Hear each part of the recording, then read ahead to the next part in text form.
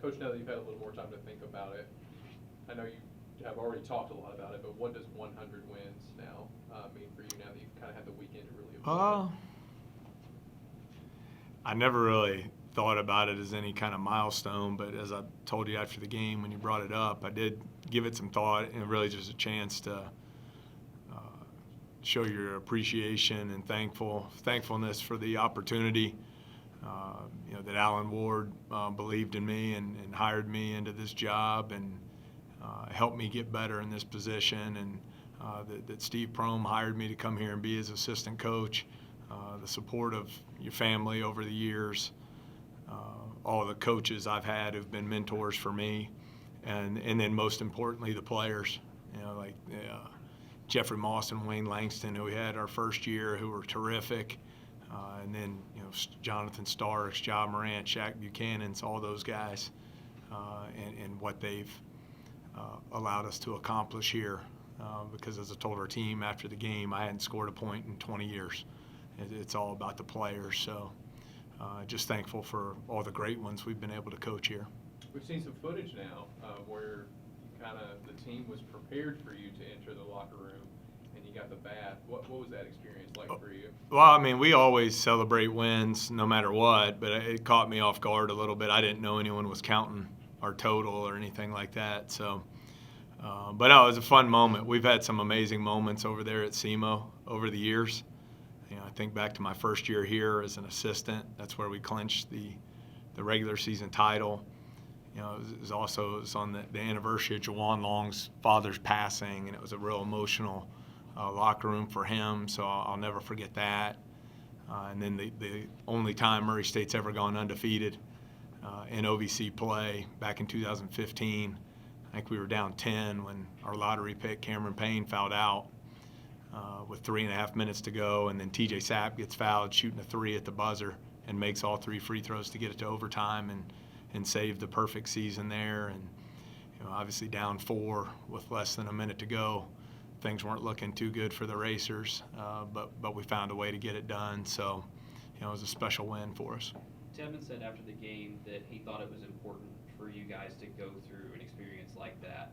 When you look, as a coach, do you look at it that way? Maybe like trying to overcome what you did to win that game will help you going forward? I would like to think so. I mean, winning on the road's so tough. I mean, you can throw the records out. I mean, I'll share. Here's some of my notes. I'll use from our team meeting today. On Saturday, number 4 Auburn lost by 22 at unranked Florida. Number 5 Butler lost by 13 at unranked DePaul. Number 12 West Virginia lost by 16 at 0-4 Kansas State. Number 21 Colorado lost by 21 at unranked Arizona. Number 21 Ohio State lost by 14 at unranked Penn State. And then you look at some of the other leagues. William and Mary was 6-0. They lost in Colonial. Lost by 27 at Drexel. Georgia State was in first place in the Sun Belt. They lost by 10 at 7-12 Troy. So it's just, I think there are a lot of lessons you can learn from it. We can go through the why and study the film as to how we lost our lead and, try to work to correct some of those things. But most importantly, I was proud of our resolve and our toughness and finding a way to get it done, to get the game to overtime and get out of there with the win.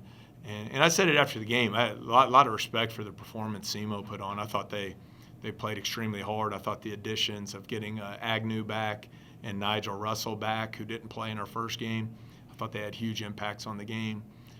But at the end of the day, I was just proud that we found a way to win it. I think it showed a lot of character of our team. The big run by Tennessee Tech earlier this year, and then the big run, of course, on Saturday. When you look at the film, is there anything you see similar between those two runs that you guys? Yeah, I think we talked about it after the game. Turnovers that led to easy baskets in transition. Some poor shots that led to easy baskets in transition. And, the other team trying to win too.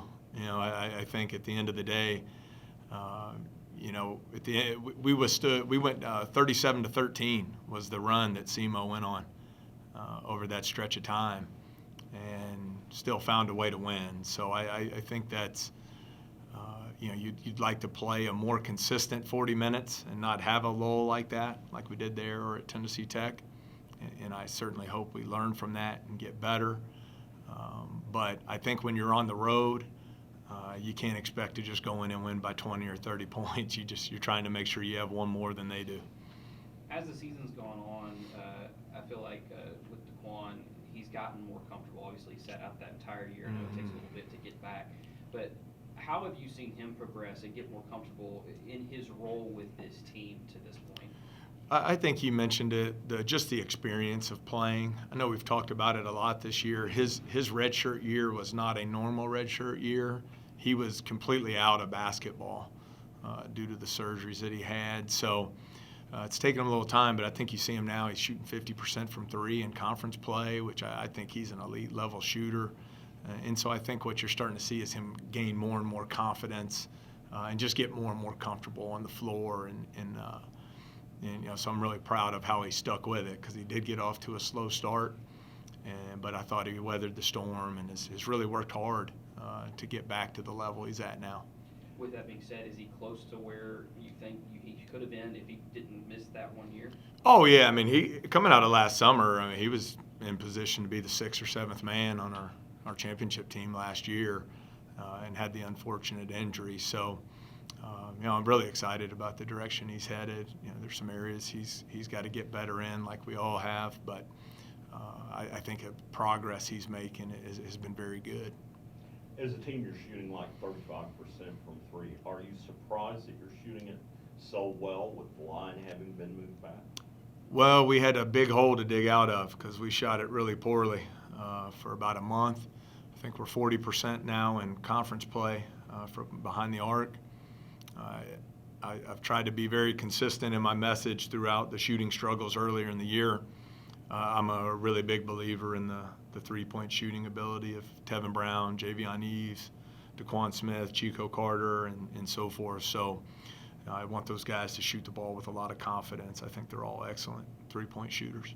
Last year you had to answer a lot of questions about a guard doing amazing things in Belmont with Grayson Murphy, 8.3 rebounds per game. Tell us about him and how the heck did that happen? Yeah, what a really good player he is.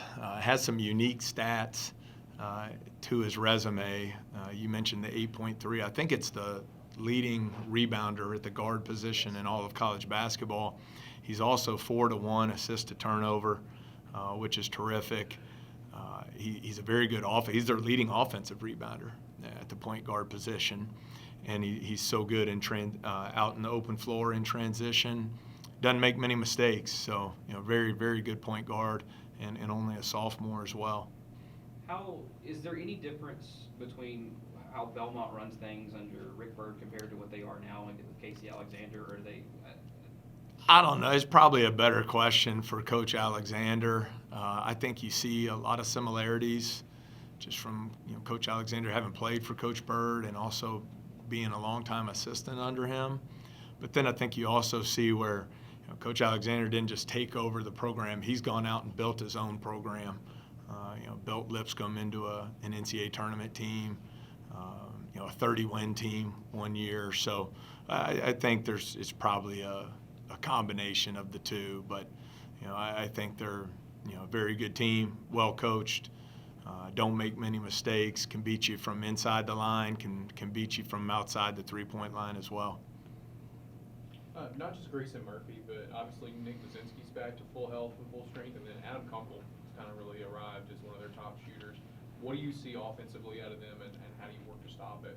All three really good players, all three sophomores. It's an interesting game. You look at the 5 sophomores in this game on Thursday night, some really good players. Between their 3 and then Tevin and KJ. But I think, Kunkel, his ability to score, not only from behind the arc, he can get his own shot off the dribble, very skilled player. Muzinski, we've seen now his ability to score in the post. He's shooting the ball very well from three-point line in conference play. And he's a good passer out of the post as well. Has great size, blocks, I believe, around 2 shots a game at the defensive end. And then they added the 5th-year transfer from Boston University, all-league player in Scanlon, who can really shoot the 3, put the ball on the floor at the 4 spot. So they have a very balanced team. I know you approach every game the same, but from a fan perspective, they always circle this game. And every time they come here, it's always a really good atmosphere, and it's, you know, the best teams in the OVC. Can you afford to approach this game differently, or do you have to approach it the same way? We always approach every game the same way. I think, I hope there'll be a great crowd here. It's our first game with students since the semester started. We've gotten off to a good start in league play. I think we have a fun team to watch. Our guys play extremely hard and very unselfishly. We have a lot of respect for the Belmont program. Been some very good games over the years. So, but I think it's from a preparation standpoint, all that hype and the crowd and the atmosphere and the national TV, that's great. It's great for both programs. It's great for our league. But at the end of the day, we prepare for every game the same way. That's the only way I know how to do it. Maybe from your scouting, if you could answer this, how does a 6'1" guard in Grayson Murphy lead a team in offensive rebounding? What have you seen just on film how does a guy that size do what he does when you've got guys like Kuczynski and Kunkel on the team? Again, probably a better question for their staff who see him every day, but from my limited viewing, I would say a combination of basketball IQ and tremendous effort.